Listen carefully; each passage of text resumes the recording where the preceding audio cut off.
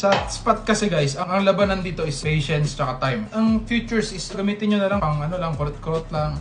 Kumita tayo ng 20k sa futures, okay na yun eh. Ang totoong pera na malaki at sure, mag-i-invest ka sa crypto at mag-hold ka ng matagal. Mas madaming yumaman sa pag-hold ng crypto kaysa sa pag-trade ng futures. Mas marami naging milyonaryo sa pagbili-bili ng crypto kaysa sa pag-trade ng futures araw-araw. Kung gusto niya, pwede niya naman pagsabayin eh. Habang mayroon tayong holdings at investments sa crypto, magte-trade din tayo kahit paano, di ba? Kailangan meron lagi tayong investment portfolio. Hindi pwedeng puro lang tayo futures. Ayun yung dapat na mindset nyo guys. Ang futures is extra income lang natin yan. Extra income, pang kape-kape, pang gasto sa bahay, mga ganun. Ngayon, ang mindset mo ngayon sa spot, ito yung magiging pera mo sa future. Siguro in the next 5 years, gulat ka, meron kang milyon. Kakaisa 1,000 mo every month. Pagtitingin mo ng after 5 years, 5 million na pala, di ba? Hindi malabo yun. Sobrang daming tao na naging millionaire sa pagbili lang at pag-hold ng crypto. Kailangan mo lang hanapin yung tamang crypto